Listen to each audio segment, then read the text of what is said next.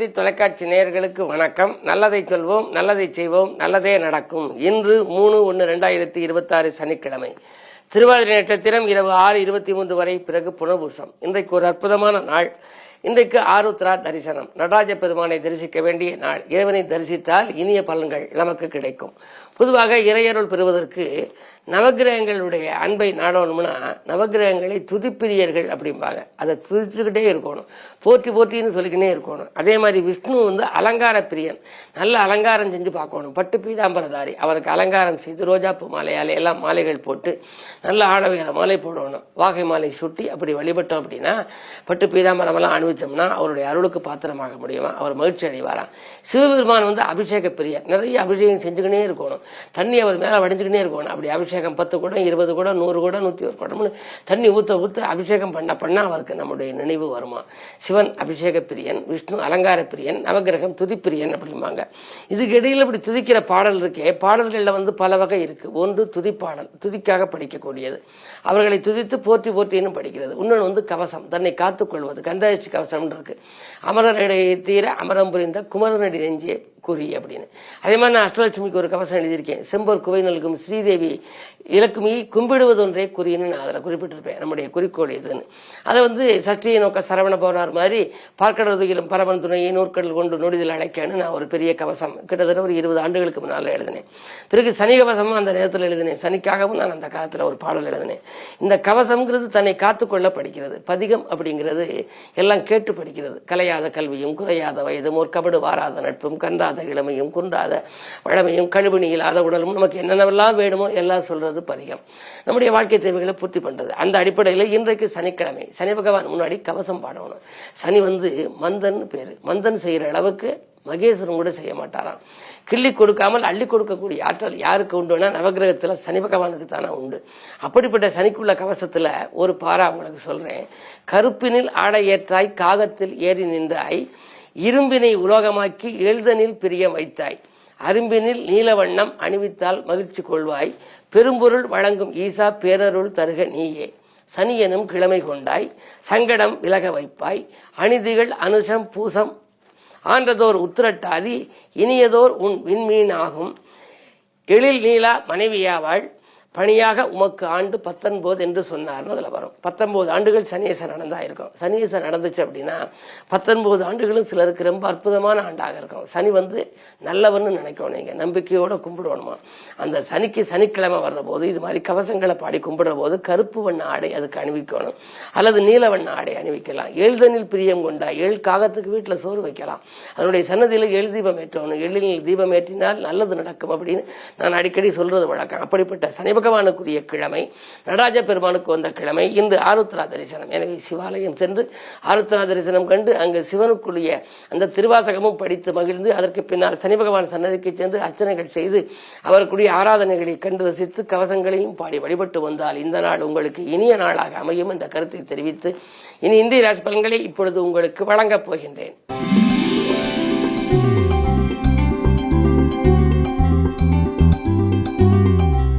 மேசராசி நேயர்களே, உங்களுக்கெல்லாம் இன்று பூசல்கள் மறைந்து புதுமை படைக்கின்ற நாள். புகழ் மிக்கவர்களின் ஒத்துழைப்பு உங்களுக்கு கிடைக்கும். உங்களுடைய ராசிநாதன் 9ல் இருப்பதனாலே முன்னோர் சொத்துகளில் முறையான பங்கீடுகள் கிடைக்கலாம். பாகப்பிரிவுகள் சுமூகமாக முடியும். அதே நேரம் உடன்பிறப்புகள் உறுதுணையாக இருப்பார்கள். நீங்கள் எடுத்த முயற்சிகளில் எல்லாம் எளிதில் வெற்றி கிடைக்கும். இந்த நாள் இனிய நாள்.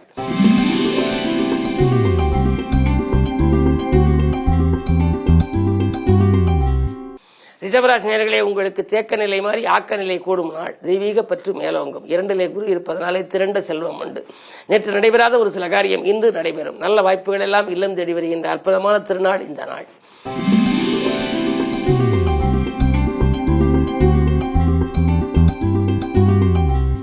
மிதுனராசி நேயர்களே, உங்களுக்கு ராசிகளுக்கு சந்திரன் குருவோடு இணைந்திருக்கின்றார். குரு சந்திர யோகம் என்று இருப்பதனாலே எண்ணங்கள் எளிதில் நிறைவேறும். தன்னம்பிக்கைக்கு தக்க பலன் கிடைக்கும். வீட்டு தேவைகள் உடனுக்குடன் பூர்த்தியாகும். விலகிச் சென்றவர்கள் விரும்பி வந்து இணைவார்கள். கலக்க மகளும் கவலைகள் தீரும். பணப்பழக்கம் நன்றாக இருக்கும். இந்த நாள் அற்புதமான நாள்.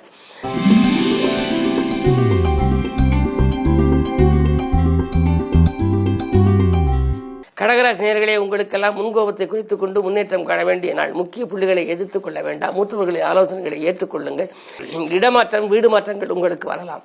உத்தியோகத்தில் கூட பணியிட மாற்றங்கள் வந்தால் அதை ஏற்றுக்கொள்வது நல்லது. என்ன இருந்தாலும் மாலை நேரத்தில் கொஞ்சம் விரயம் உண்டு.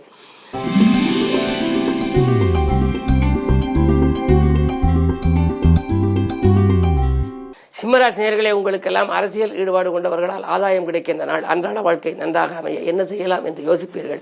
லாபஸ்தானத்திலே குரு இருப்பதனாலே தொழில் வியாபாரத்திலே நல்ல மாற்றங்கள் ஏற்படலாம். நீங்கள் நினைத்தது நிறைவேற வேண்டும் என்று சொன்னால் இன்று கிழமை சனி என்பதனாலே சனி பகவானையும் வழிபட வேண்டும். கண்டகச்சனியின் ஆதிக்கம் இருக்கிறது.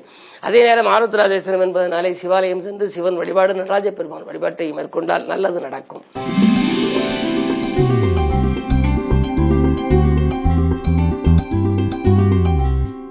கன்னிராசி நேயர்களே, விட்டுக் கொடுக்கும் மனப்பான்மையால் உங்களுக்கு வீட்டு தேவைகள் பூர்த்தியாகும் நாள். கணவன் மனைவிக்குள் ஒற்றுமை பலப்பட விட்டுக் கொடுத்து செல்ல வேண்டும். 10லே குரு இருக்கின்றார். பதவி மாற்றங்கள் வரலாம். வரும் மாற்றங்கள் நல்ல மாற்றங்களாக வர வேண்டும் என்று பிரார்த்தித்துக் கொள்ளுங்கள்.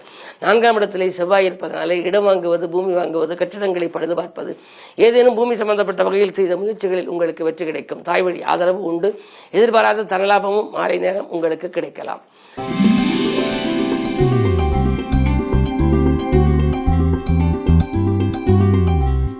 துலாம் ராசி நேயர்களே, உங்களுக்கு தனலாபம் தடையின்றி வருகின்ற நாள். தாராள மனத்தாலே உங்களுக்கு ஏராளமான நன்மைகள் நடக்கப் போகின்றது. கேது உங்கள் ராசியை பார்க்கின்றார். ஆன்மீக நாட்டம் அதிகரிக்கும். ஆலய வழிபாட்டில் ஆர்வம் காட்டுவீர்கள். வீட்டு தேவைகளை பூர்த்தி செய்து கொள்ள நீங்கள் முன் வருவீர்கள். வீட்டில் உள்ளவர்களின் விருப்பங்களையும் நீங்கள் நிறைவேற்றுவீர்கள். பயணங்கள் பலன் தருவதாக அமையும். பழைய வாகனங்களை கொடுத்துவிட்டு புதிய வாகனங்கள் வாங்கும் முயற்சி கைகூடலாம்.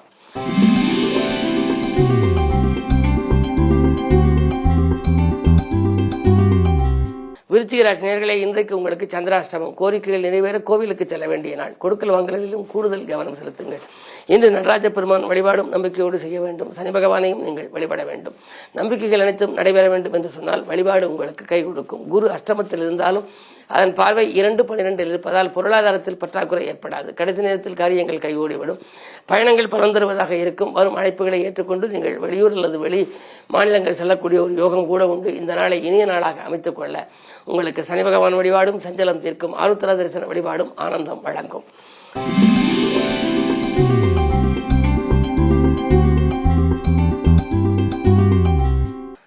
தனுசு ராசி நேயர்களே, உங்களுக்கெல்லாம் இன்று ஆனந்த வாழ்விற்கு அடித்தளம் அமையும் நாள். ஆர்ப்பாட்டம் இல்லாமலேயே சில நல்ல காரியங்களை செய்து முடிப்பீர்கள். மனக்குழப்பம் அகலும். வீண் பிடிவாதங்களால் மற்றவர்களை அதிருப்திக்கு ஆளாகிய இந்த நீங்கள் இப்பொழுது விலகிச் சென்றவர்கள் எல்லாம் விரும்பி வந்து சேரும் விதம் நடந்து கொள்வீர்கள். குறு பார்ப்பதனாலே கல்யாண கனவுகள் நனவாகலாம். இல்லம் கட்டி குடியேற வேண்டும் அல்லது இல்லம் வாங்கி குடியேற வேண்டும் என்ற ஆசை நிறைவேறும். பொது வாழ்வில் இருப்பவர்களுக்கு பொறுப்புகள் கிடைக்கும்.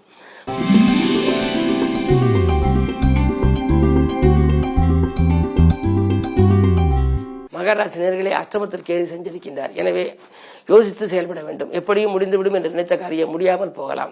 வருவதற்கு முன்னரே செலவுகள் காத்திருக்கும். ஆன்மீக பயணங்கள் அதிகரிக்கலாம். பிறரை நம்பி எந்த பொறுப்பையும் ஒப்படைக்க வேண்டாம். அப்படி ஒப்படைத்தால் அதனால் நிறைவேறாமல் போய் சிக்கல்கள் வரலாம். 2இல் ராகு இருப்பதால் காரியங்கள் கடைசி நேரத்தில் கைகூடிவிடும் என்றாலும் கூட இன்றைக்கு கடவுள் வழிபாடு உங்களுக்கு தேவை. சிவாலய வழிபாடு சிறப்பை வழங்கும்.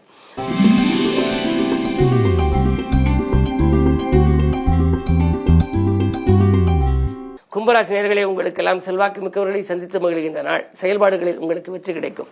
செலவு நடை கூடுகிறது என்று கவலைப்பட வேண்டாம். அதற்கேற்ற வரவு உங்களுக்கு வரும். குரு பார்வை இருப்பதனாலே நீங்கள் நினைத்தது நிறைவேறும். நேசித்தவர்கள் நிகழ்கால தேவையை பூர்த்தி செய்வார்கள். தொழில் வளர்ச்சிக்காக நீங்கள் எடுத்த முயற்சிகளிலும் உங்களுக்கு வெற்றி உண்டு. உத்தியோகத்தில் இருப்பவர்களாக இருந்தால் பணி நீக்கம் செய்யப்பட்ட பிறகும் கூட, பணி ஓய்வுக்கு பிறகு கூட நீங்கள் மீண்டும் பணியில் சேரும் வாய்ப்புகள் உங்களுக்கு உண்டு.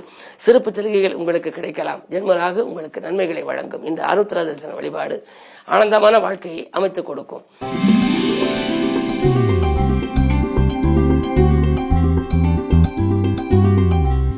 மீனராசி நேயர்களே, உங்களுக்கு அர்த்தாஷ்டம குருவின் ஆதிக்கம் இருந்தாலும் கூட ஆரோக்கியம் சீராகி ஆனந்தப்படுத்தும். நலமுடன் வாழ நண்பர்கள் கை கொடுத்து உதவுவார்கள். தொழில் இருந்தவர்கள் எல்லையை விட்டு விலகிச் செல்லக்கூடிய விதத்திலேயே கிரகங்கள் சாதகமாக இருக்கின்றன.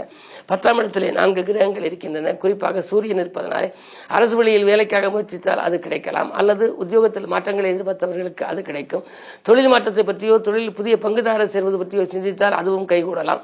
என்ன இருந்தாலும் இந்த வாழ்க்கை தேவைகள் பூர்த்தியாகும். இருப்பினும் 7 சனியில் விரைச்சனை நடப்பதால் விரயங்களும் ஒரு மடங்கு உண்டு. எனவே விரயங்கள் நல்ல விரயமாக மாற சனி பகவானை வழிபாடு செய்யுங்கள். சஞ்சலங்கள் தீரும். மேலும் விவரங்கள் அறிய தினத்தந்தி படியுங்கள்.